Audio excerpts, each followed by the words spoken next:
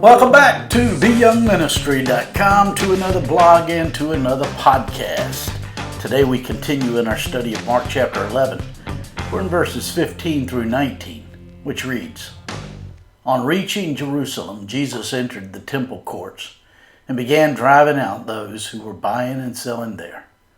He overturned the tables of the money changers and the benches of those selling doves, and would not allow anyone to carry merchandise through the temple courts. And as he taught them, he said, Is it not written, My house will be called a house of prayer for all nations, but you have made it a den of robbers. The chief priests and the teachers of the law heard this and began to look for a way to kill him, for they feared him, because the whole crowd was amazed at his teaching.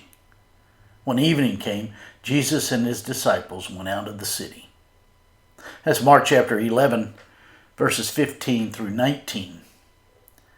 Today we come back to our study of Mark chapter 11, where the Lord Jesus has traveled back to Jerusalem with his disciples. In our previous study, the Lord Jesus had drawn attention to a fruitless fig tree, which actually was a picture of the unbelief of Israel. In verses 15 and 16 of today's passage, we read, On reaching Jerusalem, Jesus entered the temple courts and began driving out those who were buying and selling there. He overturned the tables of the money changers and the benches of those selling doves, and would not allow anyone to carry merchandise through the temple courts. This was the second time the Lord Jesus had gone into the temple in order to confront the corruption therein. According to John's Gospel, 3 years before, at the very beginning of his ministry, the Lord Jesus had entered this very same temple and had swept out the money changers in a very similar fashion. The merchants were wrongly taking advantage of the people by selling them overpriced animals as a service. In addition, the money changers provided another service because they only accepted the official temple currency. As a result, the money changers and the merchants were making an excessive profit at their business, and the Lord Jesus was there to address it and bring it to an end. Although the Lord Jesus had cleansed the temple at the beginning of his ministry, the merchants and the money changers did not learn their lesson. In fact, they never really ceased their corrupt practices, and now they were about to face the music. Due to their corruption, the Lord Jesus overturned their accoutrements of worship. In verse 17 of today's passage, we read, And as he taught them, he said, Is it not written, My house will be called a house of prayer for all nations? But you have made it a den of robbers. In this verse, the Lord Jesus quoted Jeremiah chapter 7 and verse 11, where Jeremiah was predicting the Babylonian captivity and the destruction of the first great temple. The judgment of God through the Babylonians came because the people had turned the temple into a den of robbers. The picture here is of thieves who all along the highways held up in caves would leap out and rob and plunder the unsuspecting. That's what the temple had become. It was a place where thieves came in and felt safe. These who were rebellious against God felt safe in the place known as the house of God. In addition, the people who were in Jerusalem at that time were coming from all over to worship at the temple in Jerusalem. It was not conducive for them to bring their animals from their homes to sacrifice, so they would have to buy one of the animals at the temple. And the animals that were needed for worship were highly overpriced at the temple. They came with foreign currency and they needed the temple currency. And the money changers charged them exorbitant fees to exchange their money for the temple currency. The money changers and the merchants were thieves who took advantage of the situation and the people's desire to worship God.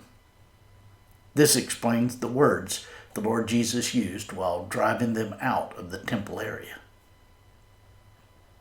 In verse 18 of today's passage, we read, "The chief priests and the teachers of the law heard this and began looking for a way to kill him, for they feared him, because the whole crowd was amazed at his teaching." The actions of the Lord Jesus shocked the religious leaders, who were the keepers of the temple. It shocked them because the sacrificial system was at the very heart of their worship, and the Lord Jesus came in and put a stop to their heartless greed. The religious leaders of Israel were motivated by fear. It is in the context of fear that lawlessness excels. The religious leaders were panicked because of the popularity of the Lord Jesus and the threat he posed to their kingdom.